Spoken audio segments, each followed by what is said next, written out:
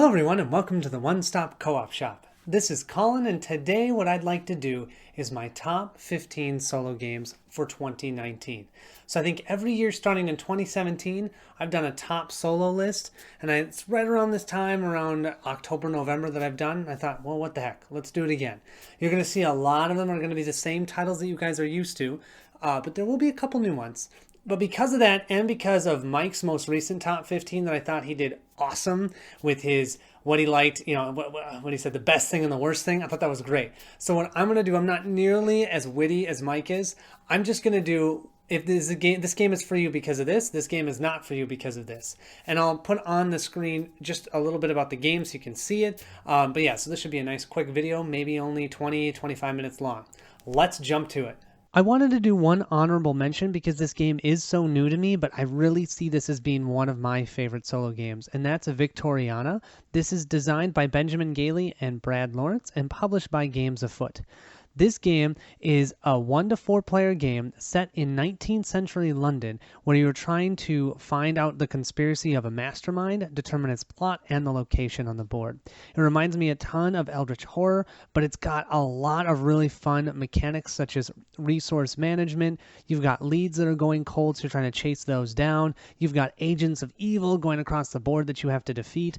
All the while the time is clicking down, and you have to do this within a certain amount of rounds. I will have a playthrough out on the channel shortly on this, but like I said, it's too new for me to actually put on this list, but it is one that I highly recommend checking out if that sounds interesting to you. Star Wars Imperial Assault, designed by Justin Campaignan and published by Fantasy Flight Games, is a 1 to 5 player tactical combat board game. When playing solo, you'll use their Imperial Assault companion app, which will control the Empire. You will try and complete 5 scenarios linked together to create a mini campaign.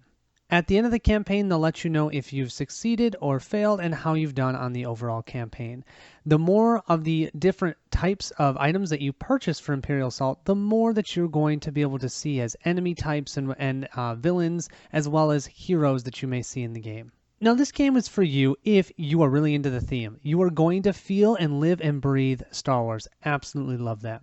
Also, if you're looking for a short campaign, so you want to have that campaign feel, but you don't want to play 99 scenarios like Gloomhaven, this is for you.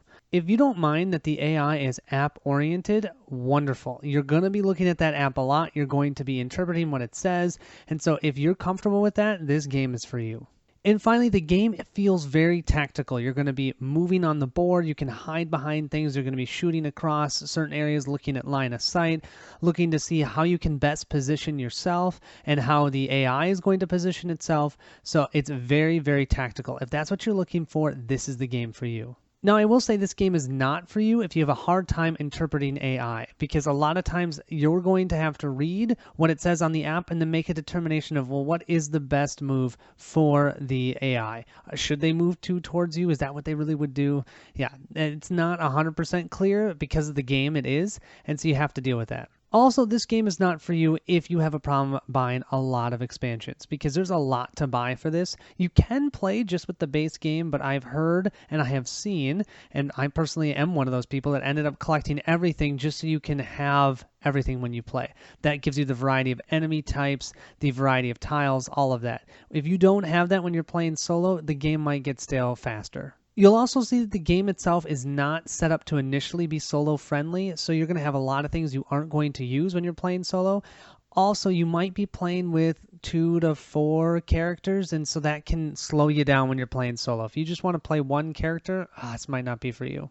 And finally, I will just say the setup time on this game is ridiculous. Just the amount of time you have to take setting up tiles, pulling out the cards. What I recommend is you do all of that ahead of time before you actually sit down to play the game, because otherwise that's going to eat up all your time. Pathfinder Adventure Card Game is a 1 to 4 player game that pits you against monsters, perils, and traps as you become heroes of Belheim. As you adventure through different scenarios, your characters will level up in skills as well as level up their decks and have this overall progression of a story, something that's really enjoyable about this game. Now, this game is for you if you like to see a slow level up of your personal character. You're going to play multiple scenarios and maybe only get 1 or 2 new cards into your deck, maybe adjusting some of your abilities slightly, and I really like that, but you have to be okay with that slow campaign. You also have to enjoy a campaign because everything that's for this game is a story, and so you're going to be playing them in succinct order, and it's going to create an overall story that you can enjoy, but it also means you have to play with those same characters over and over again. If you really enjoy the hand management and min-maxing your cards in your hand, this game is for you because that's what you'll be doing all the time, as your health is your hand of cards. So as you lose cards from your hand, you're also losing health. And I will say with this new core set, the story is so much better, and I highly recommend checking out, if you like the core set, the first expansion for this as well, because I really have enjoyed that. I'm about a quarter of the way through it. That is called The Curse of the Crimson Throne. Check that out because that's actually a 20-some scenario long campaign. In the core set, it's only about 6 or 7 stories long. Now, I will say this is not for you if you don't like dice checks, because that's what you're going to be doing all the time. Everything's a dice check. Pick up your dice, make your dice pool, and roll. Also, if it frustrates you when you do exploration and you find different cards, but a lot of those cards aren't going to be something you can even use, if that's something that's going to frustrate you, it's not for you. And finally, you will see that a lot of the cards have a ton of text, and there's a lot of interpretation of that text. If you're not interested in that, you want quick play, this may not be for you. I mean, you're going to learn them after you've played them a lot, but even the enemies, a lot of times you're going to have to read the cards and fully understand all the different things that they can do. The Lord of the Rings Journeys in Middle-earth is a fully cooperative app-supported board game for 1 to 5 players. You will battle various foes, make courageous choices, and strike a blow against the evil that threatens the land, all as part of a thrilling campaign that leads you across the storied hills and dales of Middle-earth. This game was made for you if you're looking for streamlined play. You can play this with non-gamers very easily because your choices and your movements are very easy to understand. You only have 2 different actions you can take on your turn. The fun part then is using your skill cards to do those extra abilities, but the basis of the game itself is very simple, and the app is integrated so well, you hardly even have to read the rulebook to understand how to play. If you're looking for a nice long campaign story that is set in the Lord of the Rings universe but may not exactly be the story that you know of Lord of the Rings, this is definitely for you. Also, if you really enjoy, instead of having hand management, you have your skills management. A lot of what you're going to be doing is scouting your cards, determining which ones you want to play on the table versus other ones that you may want to save as successes for later during your tests. All that smart card play is really enjoyable. So if that's something that sounds interesting to you, I would suggest checking this out. Now, this game is not for you if you're actually looking for a Lord of the Rings feel. The game feels very much like its own thing. The story, albeit is Lord of the Rings, it doesn't feel like Lord of the Rings because it isn't the story that we all know. Also, if you want a huge spectrum of different types of scenarios, so far I just haven't seen that. You will have varied scenarios. You've got your battle scenarios and your adventure scenarios, but they do all feel somewhat similar. A lot of people also talk about the skill checks in the game. You will be doing them often, and you have to be okay with doing that over and over again, checking them, checking for successes. So you're going to be doing that a lot. Very similar, actually, to Pathfinder. And finally, you're going to get this huge box that feels mostly empty, and that's something that I hope will change. Hopefully, they're going to have more expansions coming out for the game in the future, but right now, it definitely feels like what's in the box isn't enough for the size of the box and potentially even the amount that you paid for it. So if that's something that matters to you, this might not be for you. Robinson Crusoe: Adventures on the Cursed Island is a game designed by Ignacy Trzewiczek and published by Stronghold Games. In this game, you can play with 1 to 4 players trying to survive on a remote island. There are multitudes of different scenarios, as well as a couple expansions that even provide you with campaign play. You'll be taking your workers, going to different locations, and trying to complete those locations to get food, to hunt, to be able to build a shelter, and essentially survive and complete the scenario if possible. Now, this game is for you if you really enjoy worker placement, but you want to see it in a co-op setting. You don't see many worker placement co-op games, but this is one of them, and it's done very well. Also, if you're into the theme, if you're into the idea of being stuck on a remote island and trying to survive, you will feel that way. You will feel like you are getting beaten down by everything that is out there, weather, different animals, all of that. But what you're trying to do is survive and then even complete a scenario. And it really gives that great feel of that. If you're looking for a game where choices and optimization of your choices is essential, this is also a game for you. Because just like regular worker placement games, you are trying to make sure that you are as efficient as possible while also still surviving.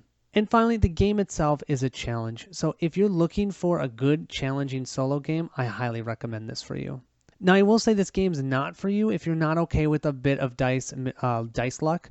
There's definite ways to mitigate the dice, and even when you fail, you still will get something, but a lot of people do feel like the dice can kill you in this game.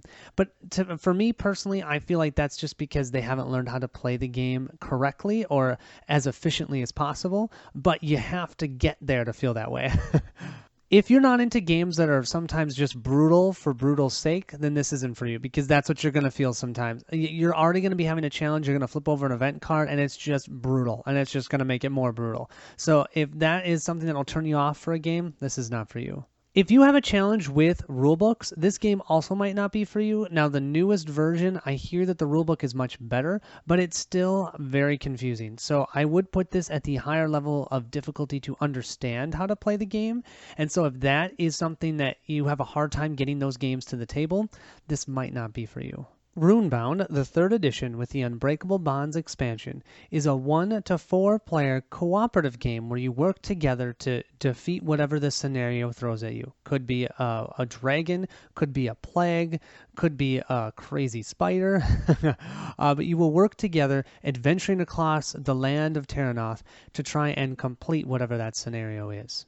Now, this game is for you if you're looking for an open adventure game. You have a ton of different possibilities of locations that you can go. The world is essentially your oyster. You will go and slowly level yourself up and get yourself as ready as possible for either the big boss at the end or potentially trying to stop a plague or whatever it is that the scenario dictates. This game has a really unique combat where you are using pogs and you're flipping them, and then you get one of the two sides of it, and then you use those pogs in combat.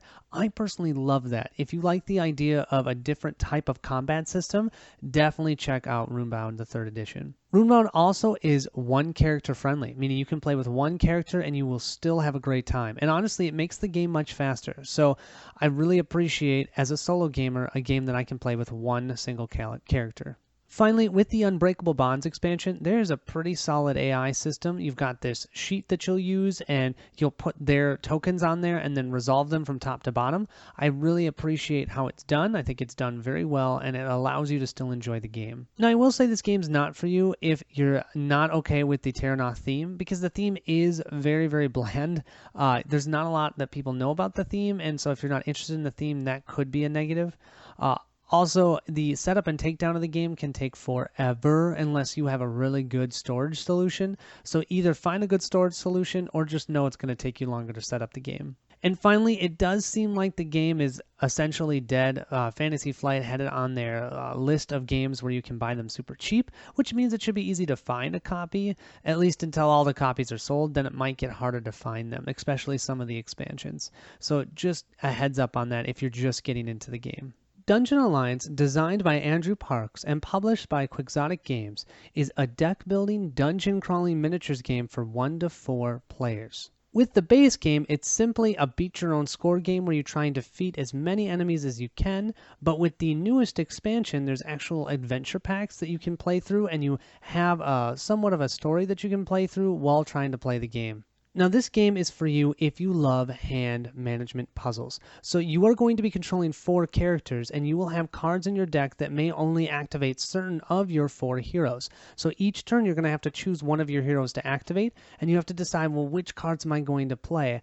But not only that, those cards that you play stay out on the board or on the table for the rest of the round, so you can't use them for other heroes. So you've got all these different options, all these different choices, and every turn feels like a mini puzzle. Also, although the game you're playing with 4 heroes, you only have 1 hand of cards. So playing this true solo is playing with 4 characters, but it's playing with 1 mitt of cards. And so although it can seem overwhelming having 4 characters, you also don't feel overwhelmed because you only have the cards in your hand to make those choices of which heroes to activate. If you're looking for a dungeon delver that has as minimal luck as I've seen, this game is definitely for you. Most of the items in here are deterministic.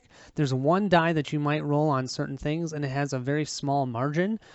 So it's not like a D6 where it could be a 1 to a 6. I think it's only 0 to 3. So that allows for even less of that randomness and more. You can feel more like what your choices are is going to affect what you're doing. And finally, I do feel like this game, if you're looking for progression within one scenario, you're definitely going to get it here because you're going to very quickly get more cards into your hand. You're going to put more cards into your deck. You're going to feel like your heroes are getting stronger. It's totally awesome. Now, I will say Dungeon Alliance is not for you if you are looking for a game that's beautiful on the table. I have painted miniatures, so that definitely helps. But if you don't have that and you're playing with just the basic tiles, it looks really just kind of drab, right? They're just dungeon tiles that are slightly different colors. So if you want a game that looks really nice on the table, this might not be it. Also, although I did say you only have one hand of cards, you are controlling 4 characters. So if you're looking for a game where you can play with one character, this isn't it. I do feel like the cards in this game are also a lot wordier than a lot of other card games, and I feel like that's just because there's a ton of abilities that Andrew wanted to put on these cards, but it does mean you have to be okay with reading and understanding text on cards a lot. And finally, if you don't have those adventure packs, the game without having a specific win condition, instead you're just looking at victory points, can get old as a solo game rather quickly. So if you are going for this for the solo mode, I do recommend trying to pick up those adventure packs. Marvel Champions, the card game, designed by Nate French and Caleb Grace and published by Fantasy Flight Games, is a 1 to 4 player living card game where you play as heroes trying to defeat certain villains and stop them from completing their schemes. You will get to play heroes such as Iron Man, Spider-Man, Captain Marvel, Black Panther, so all within the Marvel Universe, and you'll be going up against villains like Rhino, Claw, and we have Ultron, all in the core set. Now, this game is for you if you're into the theme. If you're into Marvel, you're gonna love this game. You get to epitomize a specific hero and go up against some of your favorite villains. I mean, right now we only have the core set, but you can just imagine what's going to come down the pipeline. Marvel, I also feel like, is very tactical because of how you play the game. You're going to pay for cards with other cards in your hand. So each turn, it's a mini puzzle of which cards do I want to play versus which ones do I want to discard to play those other cards. So it's very tactical. You're going to feel very powerful, and the villain's going to be very powerful. So you're going to be jumping back and forth with all these different, all these quick attacks. And it gives you that feel of an actual superhero fight. The game itself is also super fast to get on the table, fast to play, and fast to take down. I will say with the more players that you play, though, the longer the game will take. But from a solo perspective, I can pull this game out, play it, and put it away in 30 minutes. Really appreciate that. And finally, even just with the core set, there's tons of ways to change different parts of the game to make it more challenging or less challenging. So I could play Ultron 6 or 7 different times, but then still get a different feel based upon the different encounter sets that I put in there. Now, I will say this is not for you if you're not into the living card game model. You will be buying expansion packs all the time, hopefully. Hopefully they will come out. But there'll be lots of expansion packs. You don't have to buy them all, but then you might feel like you should, even if they're heroes that you don't want, because there might be cards in there that you could use for other heroes. So if you're not into the living card game model, this isn't for you.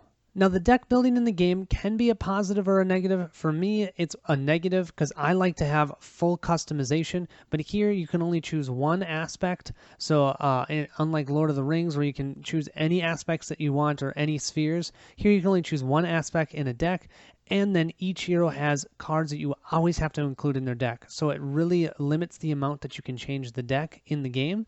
But that actually is okay if you're looking for something lighter, just be able to jump into the game. There's less that you have to do to design your deck. And finally, one of the biggest things that's been a negative for me, and maybe for you as well, is that unlike in other games where you feel like you are the one progressing the story, here you're actually trying to stop the story of the villain. And so if you're doing a good job of that, the game and board state can feel a little bit stagnant because the villain isn't progressing through their scheme. And so then it's just, it feels the same thing over and over again. So just watch that. That very well could change, though, as we get more and more villains out. But right now, I will definitely say that's a negative, or if that's something that you don't like, this might not be for you. Spirit Island, designed by Eric Roos and published by Greater Than Games, is a 1 to 4 player thematic cooperative game about defending your island home from colonizing invaders. You will do this by using power cards and slowly leveling up your hand of cards that you can use to do powers to defeat and destroy colonists, as well as remove plight on the board. Now, this game is for you if you really enjoy hand management. The whole game is about hand management. You're going to be playing your cards to the table. They'll then go to your discard pile, and then you have to claim them back. So the questions of which cards do you want to play, how do you want to play them, they've got certain elements on them that you may be able to trigger special abilities. All that is all about the hand management. So if you like that type of puzzle, this is for you. If you're looking for a game that you can play as one character, you can play as one spirit here. Although I will say part of the fun is seeing how the spirits interact, but you definitely can still enjoy the game with just one spirit. If you're looking for a game that has very little randomness and most of it is an intense puzzle, this game is for you. The only randomness that you will have in this game is determining where the next location that the colonists are going to explore, but you'll always have a round in advance to know that, and so you can plan accordingly. Love how that works. You feel very much like you're in control, and yet there's also the challenge of the game itself. It's a challenging enough puzzle that it can stay fresh. Finally, I do feel like this game is one of the fastest to set up and put on the table. It's very quick, and I appreciate that. So if you're looking for a quick setup game, definitely for you. Now, this game is not for you if you're not into the theme. I've heard a lot of people talk about how the theme it doesn't connect with them because obviously we're not spirits. And so if you have a hard time with that, I totally understand this game's not for you. This game also definitely has an arc where you are going to see at the beginning you're definitely not as strong as the colonists, and then you're going to get stronger than the colonists, and then the colonists will slowly catch up. And so you kind of need to win the game before the colonists catch back up to your power level. And so if you don't like having that same type of arc every time that you play, because I do feel like I get the same arc whenever I play Spirit Island, then this game might not be for you. Eldritch Horror, designed by Corey Koneska and published by Fantasy Flight Games, is a cooperative game of terror and adventure in which 1 to 8 players can take the roles of globe-trotting investigators working to solve mysteries, gather clues, and protect the world from an ancient one. This game is for you if you're looking for an open adventure game. Once again, just like Runebound, this game has an open adventure feel. You're not being told what to do. You can do whatever you want to try and complete or beat this specific scenario or ancient one. Although there isn't a single story in the game, the emergent story is amazing. When you're doing different things and having different encounters, you can really create your own story here. And I really enjoy that feeling, especially when playing solo. It keeps me going when I'm playing. Turns in this game are super quick, so that's really nice. You won't spend a ton of time per turn, but the overall game structure, it can take a while, so just be ready for that. And finally, if you're into the theme, you can really sink your teeth into this game. I'm not nearly as into the theme, but I can still enjoy it just because of the story element of the game. Now, I will say this game is not for you if you don't like roll to resolve, because your skills are going to tell you how many dice you get to roll to see how many successes you get. If I roll and my skill is 5 and I roll 5 dice, I could still fail because I could roll 4 dice or 5 dice that are all 4s and under. So just be ready for that. There is a little bit of mitigation for that, but not very much. So if dice are not your friends, this might not be for you. I feel like the game itself is pretty much the best at 4 investigators, but that means you have to, as a solo player, use 4 investigators. That's a lot to manage. So if that's not what you're interested in, then maybe this isn't for you. Unlike some of the other games in this list, this one has these random events, encounters that you're going to have all the time, and sometimes that can really turn people off. If you want all of your encounters to be succinct and to follow your scenario, you're going to see that most of them aren't, and they're going to be very random, and you have to be okay with it. That's why the emergent story is very important. Renegade, designed by Richard Wilkins and published by Victory Points Games, is an abstract Euro-thematic deck-building game for 1 to 5 players. You are what we call a decker or a renegade, and you are trying to hack into a network of 5 different servers and try and defeat a specific type of SMC. If you can survive the 3 rounds without having all the sparks or all the guardians come onto the network, you win the game. Now, Renegade is for you if you enjoy hand management. And you're going to see that a lot of my games enjoy hand management. I'm realizing this. A lot of what you're going to be doing in the game is you are going to be purchasing cards that immediately go into your hand from the Hack Shack. And so this means you only will ever have 15 cards in your deck. So you want to make sure those 15 cards are as good as they can be. And then you will use those cards to move across the networks, to defeat sparks, maybe defeat even some guardians, and to complete the objectives, the random objectives that you choose for the game. If you are looking for a deck building game that is very quick to set up, this game is for you, because so many deck builders, it takes forever to set up the game because there's all these different piles of cards. This one, very quick to set up, yet I still feel like all of my purchases are very important in this game, and I immediately feel the benefit when I purchase them because they go directly into my hand. So you're immediately going to feel more powerful, but it also means the SMCs certainly hit harder. I also feel like this game has multitudes of ways for you to win. So when you're playing, you don't always feel like you're pigeonholed in having to do the exact same thing every time. You're going to be doing different things. You're going to be trying out different strategies. You'll have different objectives. Really appreciate that. And finally, if you're looking for a game that has a nice puzzle, but also gives you a really fun feel of managing what you purchase and put into your hand, this game is for you. Now, this game is not for you if you have a hard time with jargon. There's lots of different names for different things. There's countermeasures, there's the different sparks, the guardians, all the different names, and a lot of people get overwhelmed by that. So just beware of that. I also find that the theme can be a little bit harder for people to get into, so if you don't like that cyberpunk theme, that might not be for you. And then finally, the game is very abstract. You're going to be pushing these sparks around and defeating guardians and trying to move your own contaminants on the board, and it feels very abstract. So just be ready for that. If you don't like the idea of an abstract game, this might not be for you. Arkham Horror, the card game, designed by Nate French and published by Fantasy Flight Games, is a 1 to 4 player game where you will embody a specific investigator in the 1920s Arkham, and you will be trying to complete a specific scenario, usually around 7 to 8 scenarios long. It'll come with a deluxe pack as well as 6 adventure packs, and you try and complete those scenarios and hopefully win or go insane. This game is for you if you're interested in the theme. If you enjoy Arkham Horror, you enjoy horror in general, you will definitely enjoy this game. Also, if you love the idea of a campaign and slowly leveling up not only your character, but your cards in your deck, and then also taking damage that you will keep for future scenarios, if you like that feel and you like that idea, definitely this game is for you. I personally really like how you will deck build your deck and then you use that for the entire scenario. But then as you get victory points, the victory points actually mean something in this game. You can use them to then purchase cards to upgrade your deck. And so you have multitudes of objectives in the game. You're trying to complete whatever scenario you're playing, but you also want to get as many victory points as possible. So hopefully in future scenarios, you're stronger because the enemies are going to get stronger. So you better get stronger. And finally, if you like a solid story, this game has one of the best stories that goes with the actual campaign itself.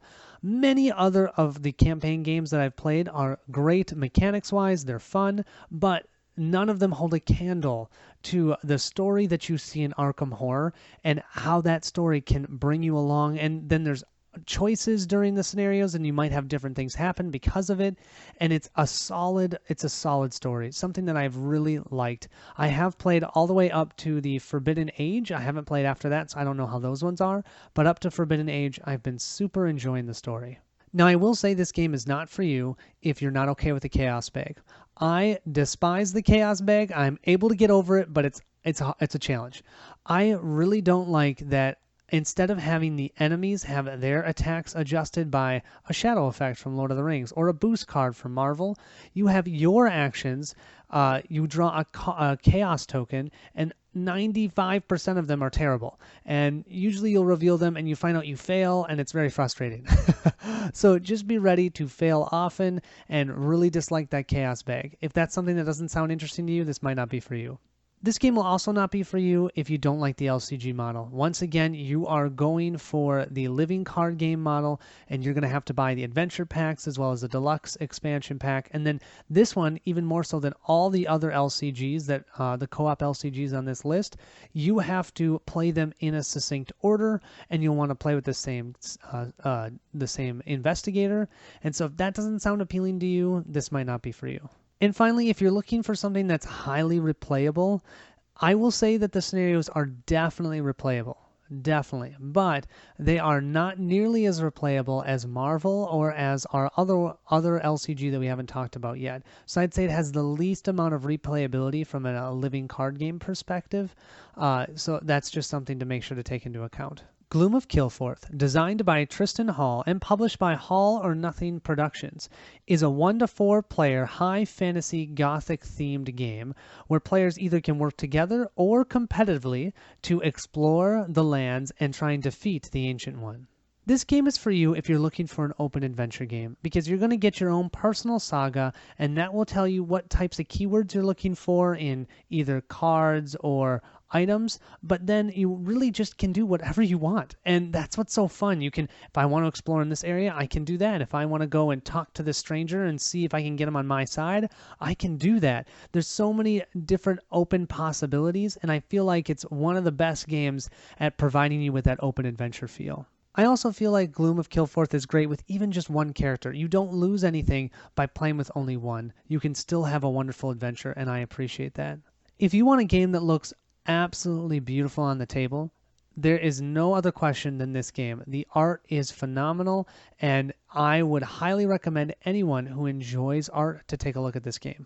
Finally, if you want to feel a full progression in one scenario, this game is for you, because you will be leveling up by completing your own personal saga and then going up against an Ancient One, and you do all of that within one specific game session. And so that's great because you can get that fast progression and you feel so much more powerful at the end than you did at the beginning. Now, this game is not for you if you don't like roll to resolve, because you will be rolling to resolve all of your skill checks. Your checks will determine how many dice you roll. You'll roll looking for 5s and 6s. I will say, of the games on this list, Gloom of Kilforth is probably on the longer side, so if you're looking for a shorter adventure game, this might not be it, because I do feel like the game is a little bit longer because it's a little bit more involved. And finally, if you don't like the gothic look of the game, it's going to give you a very gothic feel. So if you're not into that, this game might not be for you. You might want to look at something like Runebound. That's a little more high fantasy instead of the more gothic setting that Gloom of Kilforth has. Nemo's War, the second edition, designed by Chris Taylor and published by Victory Point Games, is a 1-player or 1 to 4 player if you play cooperatively adventure game where you are Captain Nemo and his crew, and you take his ship, the Nautilus, across the waters of the 7 seas. You set sail in this amazing electric-powered submarine, assuming the role and motive of Captain Nemo as you travel across the seas on missions of science, exploration, anti-imperialism, and even war. At the end of the game, you will count up your victory points and see how you've done. So you're going to see that a lot of the This Is For Yous are going to talk about an open adventure feel here at the end. And that's because I love that. And Nemo's War is no exception to that. In Nemo's War, you can do whatever you want. You can go out and take out ships. You can go and explore. You can go and incite rebellions. You can do what you feel like Nemo would do. And you can, all of those different things give you different victory points. But dependent upon his specific role and his motive that you choose, you might see that certain actions give you more victory points. So that helps lean you towards one way or the other. For example, if I'm doing war, I might want to take out more warships. But if I'm doing science, then it might not really be that helpful to take out warships. So I really like how they do this, because when I play the game, I can play with these different motives and get a different feel, even though it is the same game. If you're looking for a game where you only control one character, well, you only have one ship here, which is wonderful. I also feel like the game really gives you a good feel of the theme. You do really feel like you are Captain Nemo out on a submarine in a sea of all these different ships. They have no idea what to do with you. Do they attack you? Are you going to attack them? What are you going to do? What are they going to do? It's kind of fun. So I really like the theme, and I feel like if you're into the theme, you'll enjoy this game. Finally, although there is a lot of dice rolling in the game, there's a ton of mitigation, and so if you're comfortable with that and you like the idea of mitigating those poor dice rolls, this game is for you. Now, I will say this game is not for you if rolling dice all the time bugs you, because that is what you're going to do at a minimum 2 times per turn. 1 time to determine your actions and 1 time to determine any of your skill checks that you're doing. And that's another thing. Actions are determined between 2 dice, and you take the difference. There are times when you can have multiple turns where you only get 1 action. That can be kind of frustrating, and if that doesn't sound very interesting to you, this might not be for you. And finally, I will say that it is a challenge to get one of the highest points for this game, and a lot of times you might get frustrated. You might feel like you've done a great job, and then you count up your points and you didn't. But you just got to remember, if you're like me, The reason you're playing is not to get the highest points, but to have the most fun. But if that doesn't sound appealing to you, then this might not be for you. Mage Knight, the board game, designed by Vlada Shvatil and published by WizKids, is a 1 to 4 player adventure game where you control a powerful Mage Knight as you explore and conquer a corner of the Mage Knight universe under the control of the Atlantean Empire. The game is a pseudo deck builder, but essentially is an exploration game where you slowly level up your character, gaining units, gaining additional cards and additional abilities, and then you try and complete whatever scenario you're doing. Usually in solo, that's trying to defeat 2 different cities. This game is for you if you like an open adventure game, because that's exactly what you're doing. You have no requirements. You're just going and trying to find those cities, and you can explore in any way that you can, any way that you want, defeating enemies, not defeating enemies. Of course, you won't win if you don't defeat some enemies. But defeat enemies, get some reputation that you can use then to help purchase additional cards or additional units. You also can play with one character, and I highly recommend that. That's actually one of the best ways to play this game is as a solo character, and there aren't many games like that out there. So definitely a positive for Mage Knight. Just like Gloom of Kilforth, you're going to feel the progression within a session of playing this game. You're going to go from hardly being able to take out one enemy to going to a city where you'll take out 4 or even 5 enemies with one attack. It is amazing. And you don't even really notice it until you go to that city and you complete and defeat that city. Then you look down and go, wow, I did all of that. And when I started, I only had, 4 or 5 cards in my hand. Half of them were move cards. So it's really cool how you can see the progression in the game. Finally, this game is all about hand management. So if you like the hand management, how do I want to use this card? I can use it as a move, because that's what's on the card itself, or I can use it sideways as one of anything. So maybe I should use that when I'm attacking. Maybe I should use that as a block. Yeah, you've got so many different options, so many different things you can do to manage your hand. Now, this game is not for you if you are scared about rules. There are a lot of rules in this game, and they can be overwhelming. I recommend Ricky Royal's playthroughs. I do have a playthrough, but mine is using Voltaire, but you can still learn at least the basics of the game. But yeah, you definitely want to watch videos. You definitely want to print out the player aids. It's going to take you some time to learn the game. So if that's not something that you're interested in, it's not for you. If you're not into having everything be a puzzle, because even moving in this game is a puzzle, because all the different terrain types have different movement costs. And so trying to figure out, well, how do I even get there? You're going to be spending time puzzling that out, much less puzzling out how am I going to defeat this enemy or how am I going to recruit that card. So be ready for that. If you're looking for a scenario-based game, there are not many scenarios here, so you're generally going to be playing the same type of scenario. I'm okay with that, but if you're not, this game might not be for you. And finally, unlike most deck builders, you're not going to see a huge change in your deck. You're going to get maybe 4 or 5, maybe 6 different cards throughout the entire game. And so that means some people really like to see their deck grow and change. You're not going to see that as much here. Instead, what you're going to see is you can utilize your cards better or get some additional card draw or get some skills that help you to defeat enemies. The Lord of the Rings, the card game, designed by Caleb Grace and published by Fantasy Flight Games, is a cooperative adventure game in which players attempt to complete a scenario, each with 3 heroes of their choice and a deck of allies and events and attachments to support them. If you can complete the scenario before all of your heroes die or your threat gets to 50, you'll win the game. This game is for you if you really enjoy deck building, especially at this point where there are 7 or 8 deluxe expansions with all of their adventure packs. If you own everything, the amount of deck building that you can do in this game is ridiculous. You want to build a Hobbit deck? Go right ahead. You want to build an Ent deck? Great. You want to build a Secrecy deck? You can do it. You want to now, with the contracts that are coming out with this newest deluxe pack, you can make a deck with 1 hero and the Grey Wanderer as a contract, and that will totally change up the game. Or hey, how about the 3 hunters? You're only going to play with 3 heroes and no other allies, but then you can add an extra restricted attachment per hero. So cool. So there's all these different deck building mechanics that you can use, or deck building options. I feel like you'll never exhaust all of them. I mean, you could play this game millions of times. I've played this game 238 times, and I could play it again right now if you ask me. If you're looking for a game that has a story element to it, definitely check this game out. It's not as good as Arkham Horror. and they will start linking once you get to the later deluxe expansions. But overall, the story is fun. It gives you a reason as to why you are doing what you're doing in the actual game, and usually you have very different types of ways to win the game. You might need to win by defeating a boss, or by saving someone, or by escaping something. They've got lots of different ways for you to win the game. It's all scenario based, so that means if you don't like a scenario, you just don't have to play it. Or if you really like a scenario, you can play it over and over again. So that's pretty cool. If you're into the theme, like I am, you will definitely enjoy the game.